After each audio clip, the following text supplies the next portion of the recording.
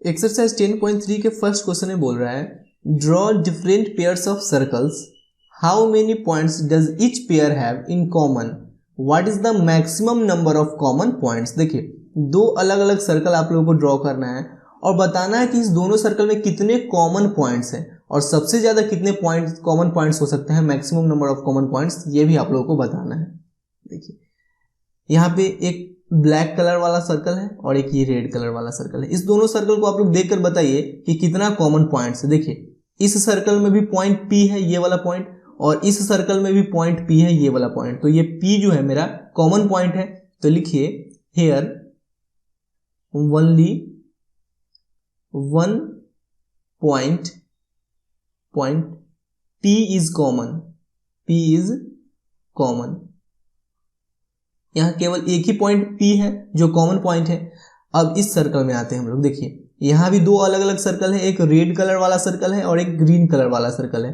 अब इस दोनों सर्कल को देखकर बताइए कि यहाँ पे कितने कॉमन पॉइंट है। देखिए पॉइंट A और पॉइंट B ये रेड कलर वाले सर्कल के लिए भी है और पॉइंट A पॉइंट B वो ग्रीन कलर वाले सर्कल के लिए भी है। तो point A point B common point है मेरा। तो यहाँ पे लिखिए here 2 points are common, 2 points A and B are common,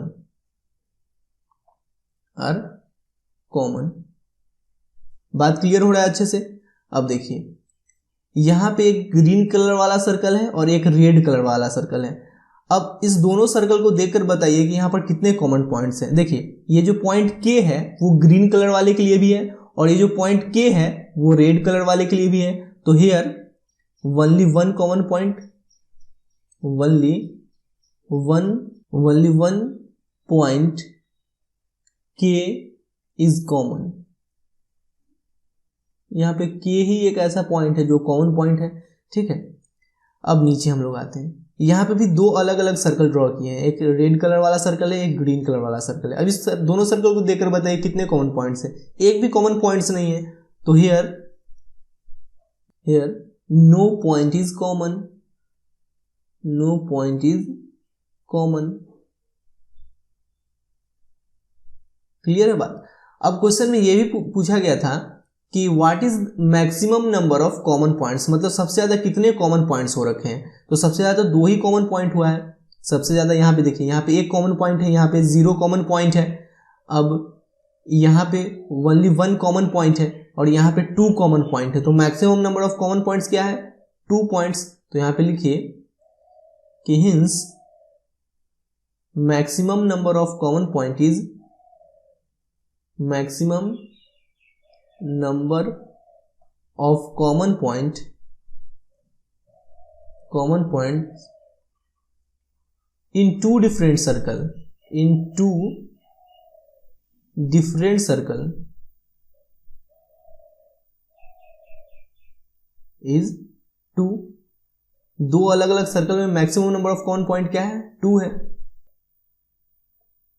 exercise 10.3 के क्वेश्चन नंबर 3 में बोल रहा है if 2 circles intersect at 2 points prove that there centres lies on the perpendicular bisector of the common chord.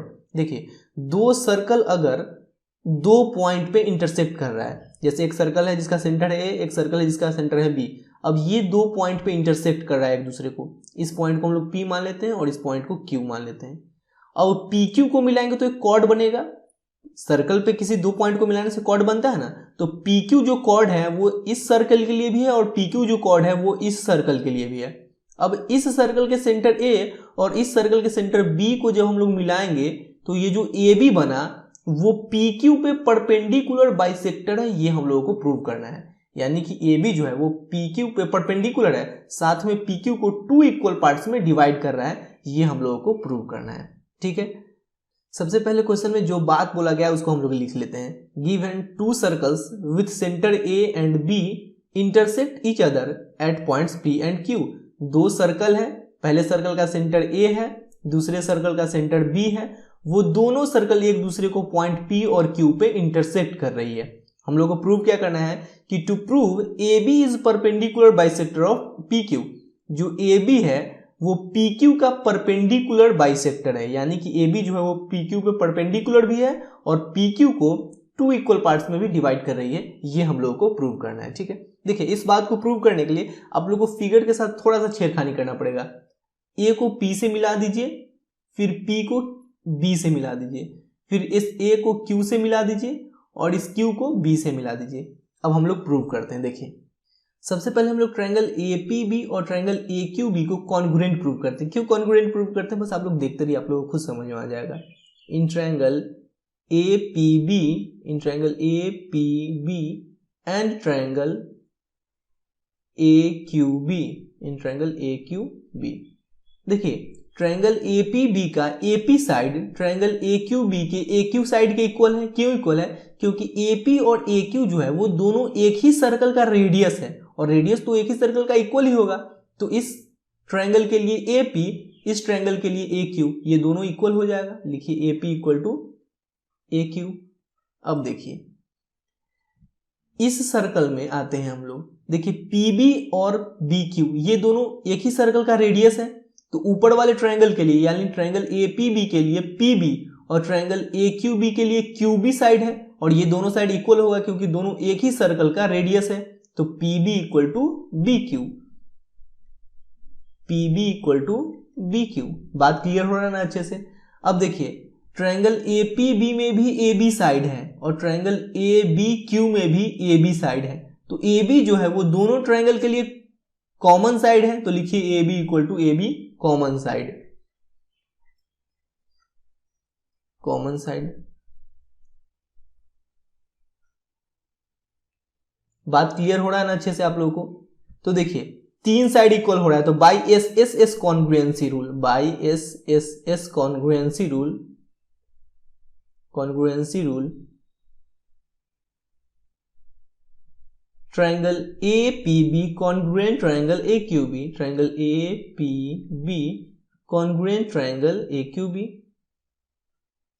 Clear है बात। ये दोनों जो ट्रायंगल है ट्रायंगल ए पी बी और triangle A Q B congruent हो गया। अब ये दोनों जब कॉन्ग्रुएंट हो गए तो इसके कॉरेस्पॉन्डिंग साइड्स भी इक्वल होंगे। देखिए ट्रायंगल ए पी बी का ये angle triangle A Q B के इस एंगल के इक्वल होगा कॉरेस्पॉन्डिंग एंगल से। कैसे है वो देखिए, अलग से फिगर बनाकर आप लोगों को समझाते हैं।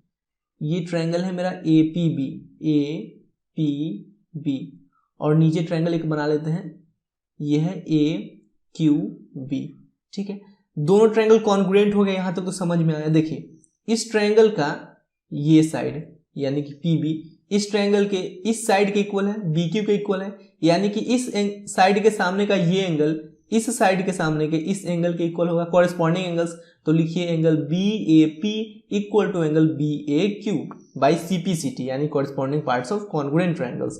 तो लिखिए angle B A P equal to angle B A Q, ये दोनों एंगल इक्वल हो गया, ये एंगल और ये एंगल। तो लिखिए angle B A P equal to angle B B A Q, B A Q. यहाँ पे लिख लीजिए C P C T corresponding parts of congruent triangles और इसको इक्वेशन 1 मान लीजिए। बात क्लियर है आप लोग को अच्छे से। ठीक है, अब देखिए इस फिगर को हम लोग नीचे बना लेते हैं ताकि बार बार ऊपर स्क्रॉल करना ना पड़े। ठीक है, यहां तक तो आप लोग को अच्छे से बात क्लियर है ना, एक चीज अच्छे से क्लियर है। अब देखिए नाउ अब हम लोग ट्रायंगल ए पी ओ और ट्रायंगल ए क्यू ओ में आते हैं। बात क्लियर हो रहा है, इस दोनों ट्रायंगल में आते हैं। In triangle A O P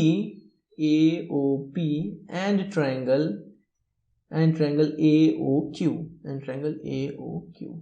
देखिए इस ट्रायंगल का ए पी साइड इस ट्रायंगल के ए क्यू साइड के इक्वल होगा क्योंकि ए पी और ए क्यू तो दोनों एक ही सर्कल का रेडियस है तो इक्वल ही होगा। तो A P equal to A Q हम लोग लिख लेते हैं, A P equal to A Q. देखिए आप लोग इसमें कंफ्यूज बिल्कुल मत होइएगा। अगर आप लोग को इस फिगर में ट्रायंगल समझने में दिक्कत हो रहा है तो आप लोग अलग बना लीजिए ना, क्या दिक्कत है, कोई तो दिक्कत है नहीं। यहाँ पे A P B A P O है ये, तो ए पी ओ है ये, ए ओ क्यू है ये, तो ए ओ क्यू है ये, क्या दिक्कत है। तो देखिए ए पी ए क्यू के इक्वल हो गया, ए पी ए क्यू के इक्वल हो गया। बात क्लियर है।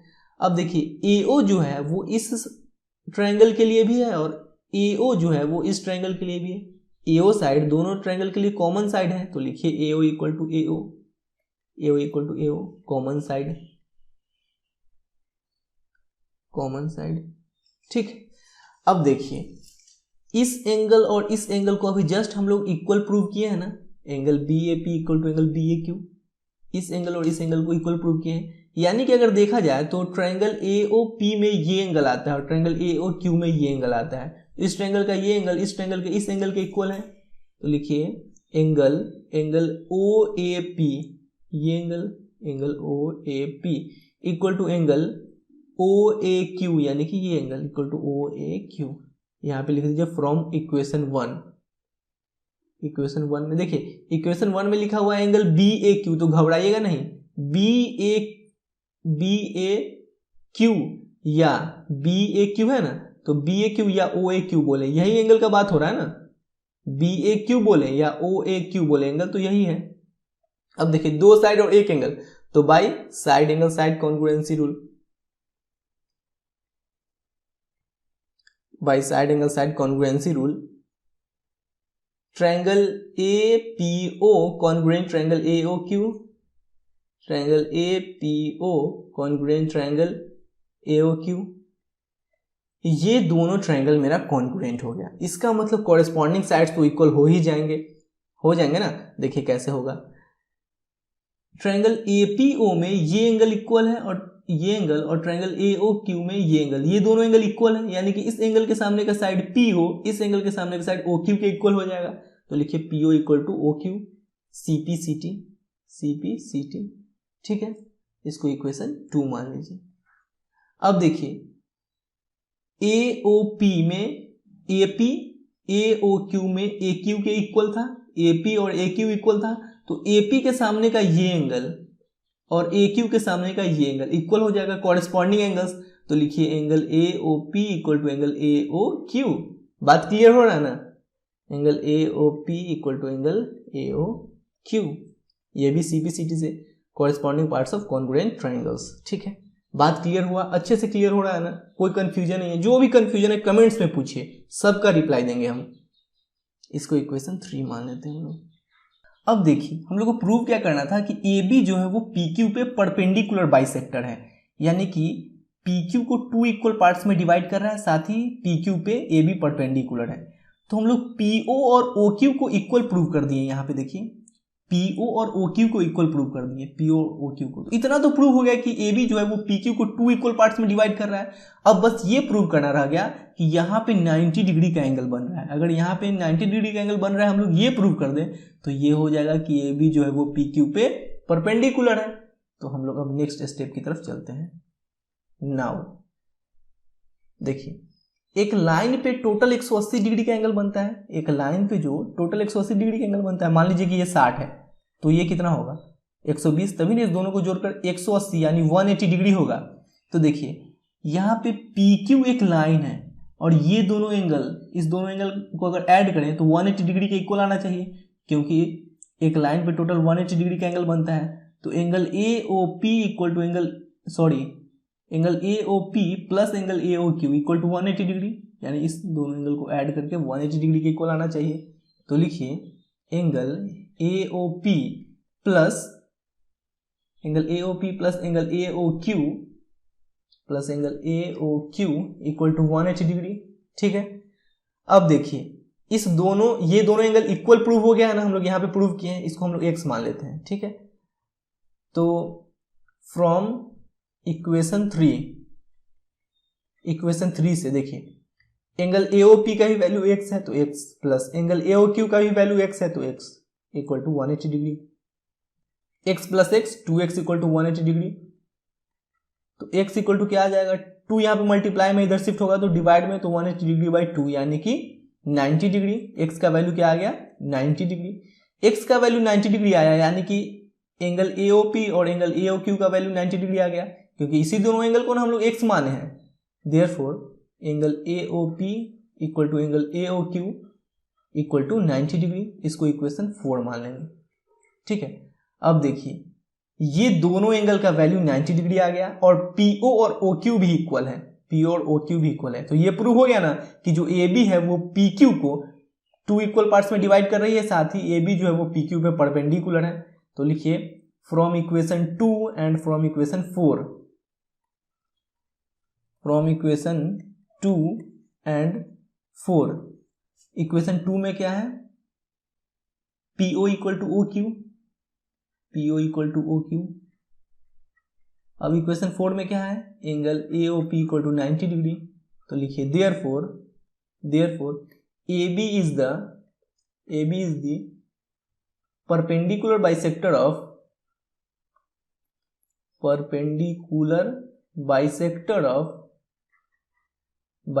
ऑफ PQ, यानी कि जो AB है वो PQ का परपेंडिकुलर बाइसेक्टर है। प्रूव हो गया, समझ में आया अच्छे से, कोई प्रॉब्लम नहीं है। जो भी प्रॉब्लम हो कमेंट कीजिए बेझिझक। और वीडियो अच्छा लगे तो प्लीज़ वीडियो को लाइक कीजिएगा। चैनल पे नए हैं तो प्लीज़ चैनल को सब्सक्राइब कीजिएगा।